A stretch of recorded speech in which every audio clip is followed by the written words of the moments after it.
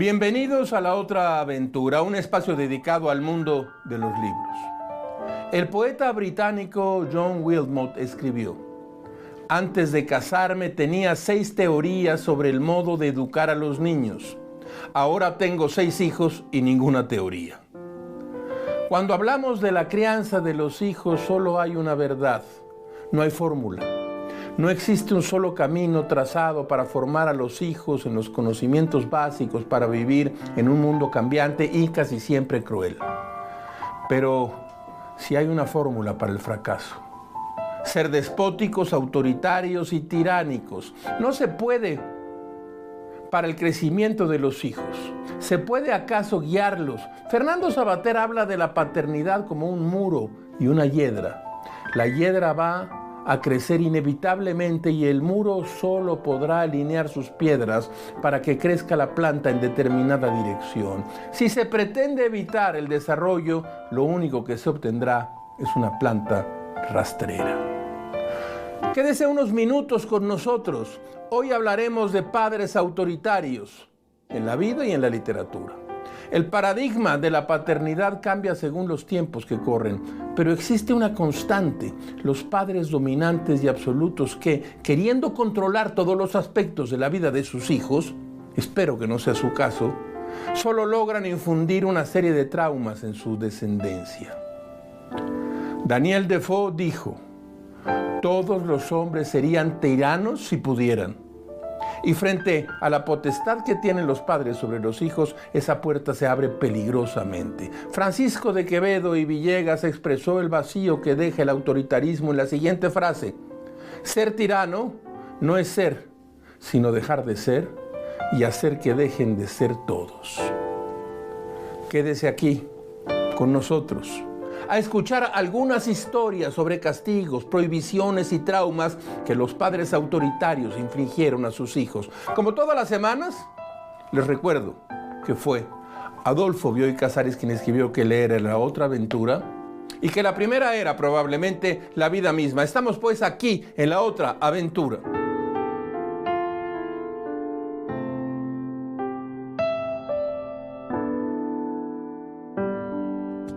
Déjeme traerle aquí una parte de mi historia familiar. Amigos de aquí y allá me han dicho que he escrito de mi padre con rudeza innecesaria en algunos de mis libros, artículos. Puede ser, pero solo por exceso de amor. Ahora que lo evoco, sé, como lo supe siempre, que él era una fiesta en la casa. Un hombre capaz de convertir un momento difícil en una revelación del más allá. Y no hablo del primer tren que trajo a casa, no me refiero al primer balón de gajos que me regaló, ni mucho menos aquel avión colgado en el techo.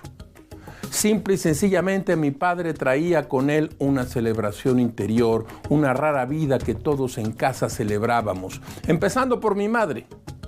Era un hombre escindido, partido en dos de sus pasiones.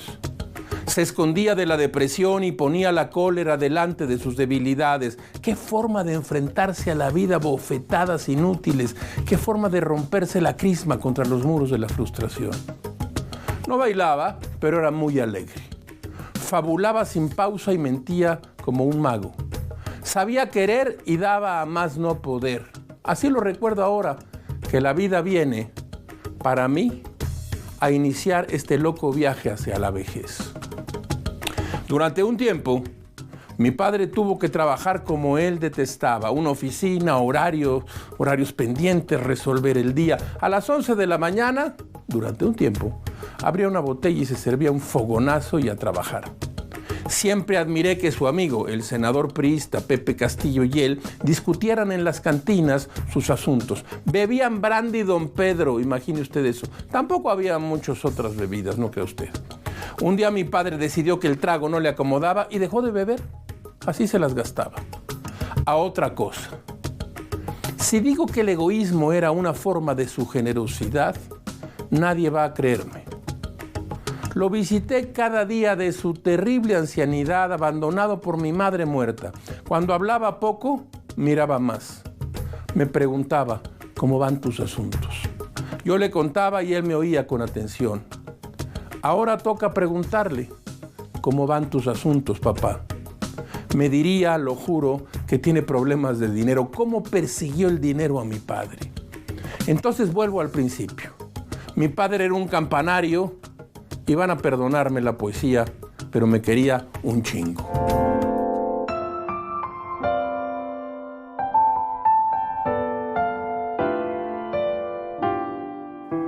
Vamos a hacer este pequeñísimo viaje al pasado. Led Zeppelin, Perro Negro.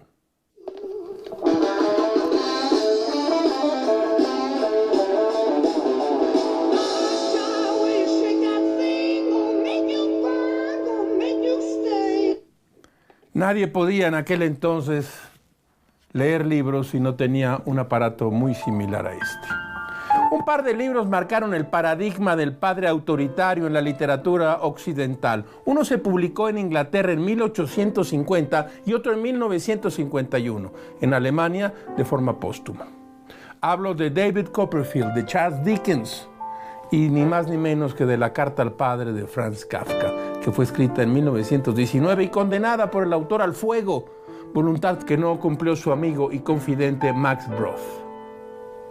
El primero, una novela de aprendizaje, esta aquí la tengo, mire. Un Bildungsroman, es decir, la formación del carácter de alguien joven que retoma varios elementos autobiográficos de Dickens y cuyo personaje, Copperfield, fue marcado desde la niñez por un padrastro, el señor Murdstone, un tipo severo y autoritario que casa con su madre. El pequeño David estorba al nuevo matrimonio y es enviado a un pequeño pueblo pesquero por iniciativa de Murdstone. Esta novela precursora de Grandes Esperanzas de Dickens lleva el signo de las vidas marcadas por una fuerte figura paterna. La inesperada muerte de su padre, cuando su madre estaba embarazada, condena a Copperfield a una vida errabunda que tiene como eje solamente a una especie de déspota que rige su suerte. Y luego, por aquí lo tenemos, déjeme buscarlo, aquí está. Carta al padre y otros escritos. Esto es Alianza Editorial.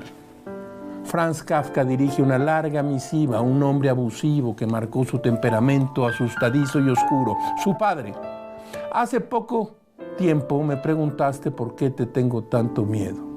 Como siempre, no supe qué contestar. En parte por ese miedo que me provocas y en parte porque son demasiados los detalles que lo fundamentan, mucho más de lo que podría expresar cuando hablo.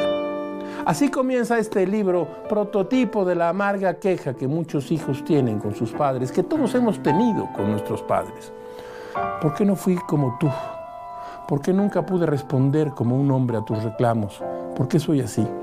Estas son las preguntas a las que pretende dar respuesta este libro triste que no vio publicado ni Franz Kafka ni su padre. Ahora escuche usted. En el verano de 1998, el escritor Karl Ove Knausgaard estuvo por primera vez frente a un cuerpo muerto. Era el de su padre, que yacía en una mesa en medio de la sala de una capilla. Afuera el cielo estaba cubierto de nubes y la luz grisácea se colaba por las ventanas de aquel cuarto. Cuenta Ove Knausgaard que su padre tenía los ojos y la boca cerrados, estaba vestido con una camisa blanca y un pantalón negro. Nunca antes, dice Knausgaard, había podido observar el rostro del padre sin impedimento alguno. 3 días antes de aquello, a eso de las 2 de la tarde, el teléfono había sonado. Del otro lado, Yngve, hermano del escritor, lo primero que escuchó Karl Ove fue esto: ha muerto papá.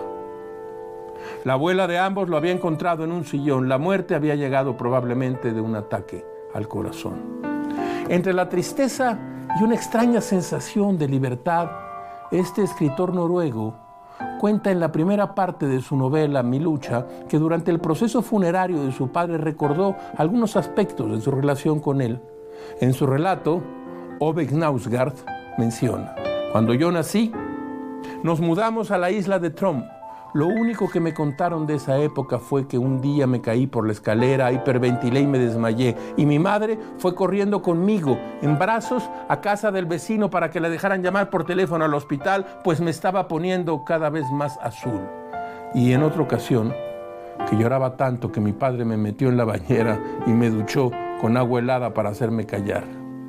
En esta primera parte de mi lucha, titulada La muerte del padre, Ove Knausgaard explora con detalle su adolescencia, el nacimiento de algunas de sus pasiones personales, así como de sus primeras memorias de la vida familiar. Knausgaard se encuentra con un protagonista definitivo, su padre, un hombre duro, difícil, alcohólico y distante. Este es un buen libro y está publicado en Anagrama.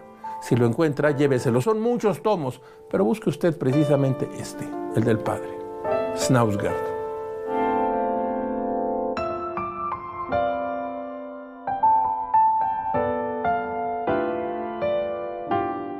Cuidado con la escritura, da para sufrir y morirse de hambre. Ricardo Garibay escuchó a su padre repetir esta frase en incontables ocasiones y casi siempre remataba aquella sostenida idea: tu camino son las leyes, sé abogado, recíbete. Garibay atendió el deseo de su padre, se recibió como abogado, también ignoró sus consejos, se dedicó a las letras y triunfó. Bueno, cualquier cosa que esto quiera decir, se dedicó a ser escritor. A pesar del éxito, las advertencias de su padre flotaron siempre entre sus pensamientos. ¿Por qué no habrías de tener la paz de las aldeas? Garibay recordaba a su padre como un hombre inmenso, con voz de trueno, pisada fuerte y ojos grandes como la noche. Lo recordaba como a un hombre a caballo, severo, cáustico y triste. Cuando le contaban que a la edad de 30 su padre era todo alegría, solo podría pensar que estaban inventando historias. Yo nunca conocí a ese del que me hablaban. Sí, al hurón, al huraño, al rudo, desolado y exangüe. Nunca pude adivinar cuándo se vino abajo su alegría de vivir. Garibay sospechó siempre que su llegada y la de sus hermanos habían provocado que su padre perdiera la felicidad, imagine usted. Su relación con él fue áspera. Como niño le tuve miedo, dice Garibay. Su insubordinación adolescente fue motivo de gritos, regaños y patadas. Ante el rechazo, el hermetismo y las agresiones, Garibay mostraba los dientes. Frente a su padre sabía cuáles eran sus armas. Pero eso era canijo, cobarde, llorón, chismoso, insomne, faldero, fantasioso, discursero. Y no tenía empacho para levantar la voz, huir de casa y regresar a la noche para encontrar la cena que su madre le dejaba sobre una hornilla. El resentimiento me salía por todas partes, decía tal vez como excusa. Hacia los 25 años, Garibay comenzó a compadecer a su padre. Su inútil violencia se había desvanecido. El padre era entonces solamente un hombre taciturno, lleno de pesadillas, lamentos y ausencias. Dice Garibay, tuvo 11 hermanos y 5 fueron suicidas que lo persiguieron hasta su muerte. Rezó por ellos 50 años. ¿Por qué el dolor pervive y la felicidad languidece?, se preguntaba Ricardo Garibay cuando pensaba en su padre, en su madre, sus hermanos y en la casa de su infancia. En esos sitios Garibay buscó insistentemente, como quien persigue fantasmas o le reza a los santos, alegrías. Las encontró escasas y esfumadas. Los dolores, en cambio, estaban allí, abundantes, presentes y perfumados. Había, sin embargo, un recuerdo brillante en el fondo del armario. Después de cenar, durante la primera infancia, el padre leía poemas para sus hijos. Más que leer, cantaba, y lo hacía lamentosamente, de modo que todo sonaba como elegía. Su voz era tan grave y dura. En la lectura se llenaba de matices, retumbaba igual que un órgano de iglesia, y su ritmo era parejo y sostenido. Su entrega a los versos era de alma. Su dicción era perfecta y el poema acababa siendo el íntimo anhelo del poeta. Aquellas lecturas solían terminar en un ligero llanto y una mirada de preocupación. El padre de Garibay veía en la cara del niño el rostro de la madre. Veía en sus ojos la tentación por la luna literaria, rematadamente lejos de la paz de las aldeas. Mire usted, en Cal de Arena hemos publicado, y lo hemos anunciado aquí durante algún tiempo, un libro realmente extraordinario que hizo Josefina Estrada, una antología de Ricardo Garibay que cumple 100 años de la fecha de su nacimiento. Ricardo Garibay, un escritor que ha mejorado a través del tiempo.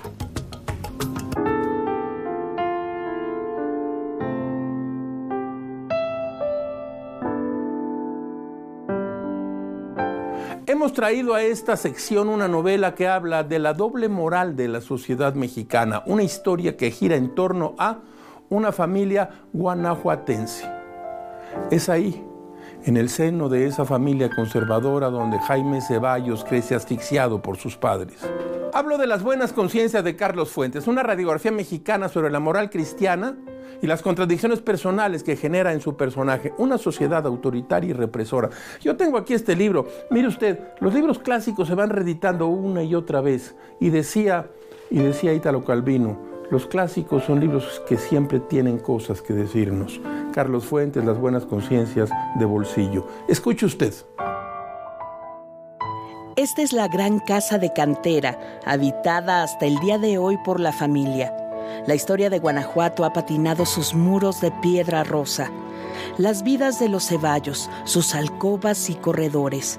La gran casa de cantera situada entre la bajada del Jardín Morelos y el Callejón de San Roque, frente al templo del mismo nombre y a unos metros de la hermosa plazuela a la que dan fama año con año las representaciones en un escenario casi natural de faroles, árboles, rejas, muros ocres y cruces de piedra, los entremeses de Cervantes.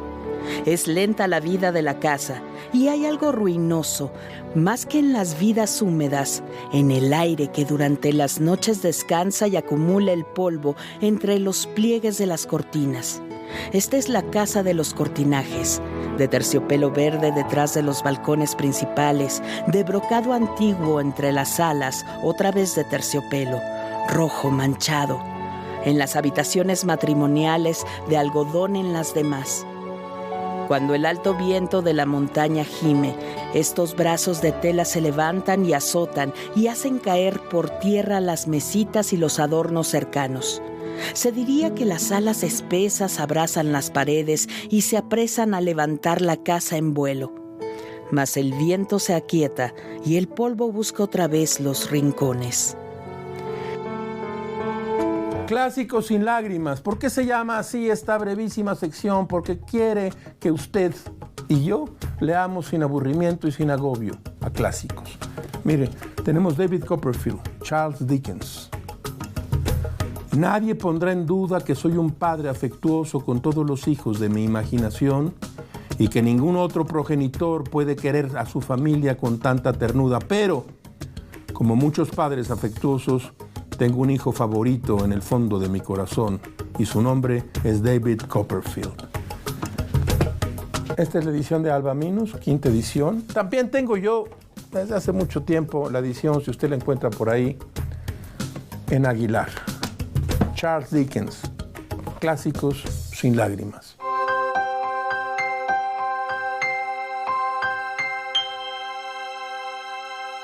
Porque sabemos que el mundo cambia, nosotros evolucionamos con él. Y en ADN 40 seguimos transformándolo. Aquí le presentamos nuestro momento ADN 40. Nos convertimos en la central de noticias que te mantiene informado. Tenemos buenas noticias. Vamos directamente con la información. Y conectado al mundo en tiempo real. Dejamos los foros de televisión y nos vamos a donde se mueve la información. Acompáñenos con las noticias. Porque tenemos una cobertura nacional e internacional. Que aquí todos los días informamos. Con los mejores periodistas y líderes de opinión que te informan. Prepárese para informarse porque arrancamos de una vez. Desde todas nuestras plataformas. Estamos a través de la televisión, por supuesto, a través de nuestras plataformas, de todas las plataformas acompañándolo. Descubre la nueva programación, porque si nos buscas, nos encuentras. La tele evoluciona. ADN 40. Siempre conmigo. Distrito de Columbia. Colapso de la línea 12 del metro. Una sociedad que no está acostumbrada. Los sujetos robaron un automóvil. Alcanzó un nuevo récord histórico al ubicar asegurarse 9.1. Como seguro médico, dental y también planes de seguro. Como cada tarde estamos en su pantalla, pero también en las calles de la Ciudad de México. En Ciudad Victoria, Tamaulipas, una pipa de gas que intentaba ganarle el paso al tren terminó. Me recibes y te recibo. ADN 40, siempre conmigo. Evolucionar es diversificar el modo de pensar y eso es una base fundamental en el quehacer de informar.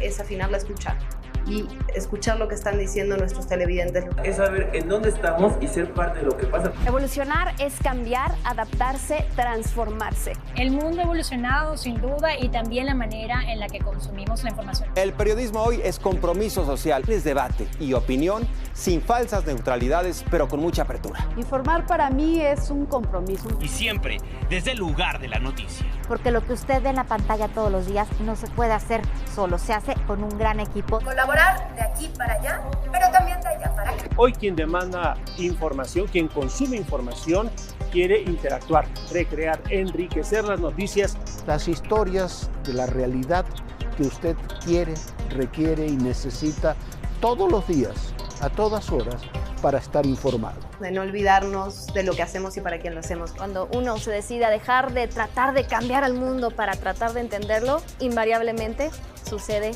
lo mejor. El periodismo hoy en día es adrenalina, es velocidad, es dinamismo, es multiplataforma. Es tener el privilegio de enriquecer nuestra existencia a través del otro. Y es ejercer la libertad más valiosa que tenemos, la libertad de expresión. Porque sabemos que el mundo cambia, nosotros evolucionamos con él. Y en ADN.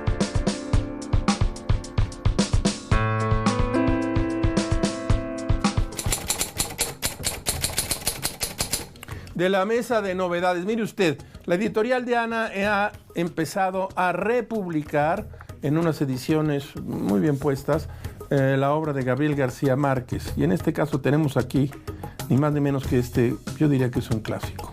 El coronel no tiene quien le escriba, ilustrado por Luisa Rivera. Está ya en librerías y es un libro que si usted lo tiene ya en casa, debería tener también. Historias de mujeres casadas. Cristina Campos, finalista del Premio Planeta 2022.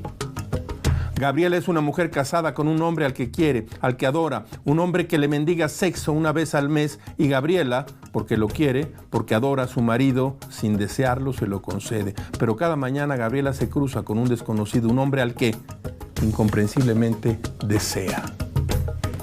Planeta, historias de mujeres casadas. Y tengo aquí este libro que fue premio de Libros Asteroide. Y tiene que ver con usted y conmigo. El mal dormir. David Jiménez Torres, un ensayo sobre el sueño, la vigilia y el cansancio. Y es el premio, como le dije, Asteroide. En este libro, este autor que nació en el año de 1986, es jovenazo, es doctor en estudios hispánicos y nos va contando y internándose entre literatura y vida por qué dormimos mal y qué podemos hacer para seguir durmiendo mal. Esa es la verdad. Un muy buen libro, Asteroide, El mal dormir, David Jiménez Torres. Ya se encuentra en librerías. De la mesa de novedades. Vine a Comala porque me dijeron que acá vivía mi padre, un tal Pedro Páramo. Mi madre me lo dijo y yo le prometí que vendría a verlo en cuanto ella muriera. Le apreté sus manos en señal de que lo haría, pues ella estaba por morirse y yo en un plan de prometerlo todo. No dejes de ir a visitarlo, me recomendó. Se llama de este modo y de este otro. Estoy segura de que le dará gusto conocerte.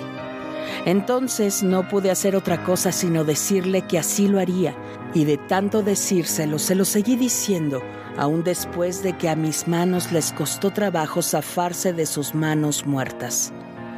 Usted lo sabe, es el inicio de Pedro Páramo, el padre más famoso de la literatura mexicana, un cacique que asoló un pueblo y lo vistió de fantasmas.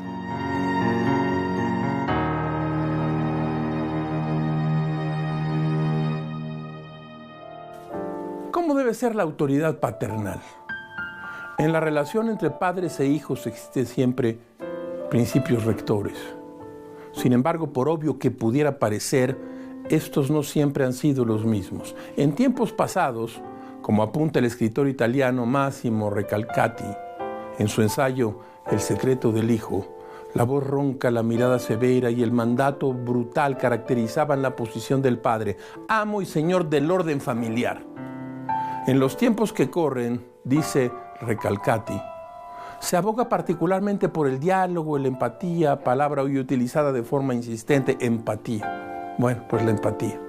Recalcati dice, nadie se atrevería a poner en duda en la actualidad que la tarea de la paternidad debe regirse por el diálogo y la comprensión mutua. Usted estará de acuerdo conmigo. A esto, él propone las preguntas siguientes. ¿No es acaso el hijo un misterio que resiste a todos los esfuerzos de la interpretación? ¿No es un hijo precisamente un punto de diferencia, de resistencia y de insurgencia irrefrenable de la vida? Para responder a estas preguntas, el escritor italiano recurre a la lectura y análisis de dos célebres hijos literarios, el Edipo de Sófocles y el hijo recobrado de la parábola evangélica de Lucas en la Biblia. Para los hijos, escribió Sigmund Freud, los padres son el primer encuentro con la ley. La relación entre padres e hijos se configura a partir de la supervivencia y del límite. Los padres brindan a los hijos protección y orden. Este orden, dice Recalcati, no debería eludirse ni ser impuesto de manera violenta. Dice este autor italiano notable. Contra el autoritarismo paternal, así como contra la ilusión de la empatía, Massimo Recalcati nos deja una serie de reflexiones, yo creo que importantes, en su libro El secreto del hijo. Yo tengo aquí esta edición de Anagrama en Argumentos. El secreto del hijo, de Edipo al hijo recobrado. Massimo Recalcati. Es un libro que si usted se lo encuentra, lléveselo. Trae lecciones importantísimas para la vida diaria.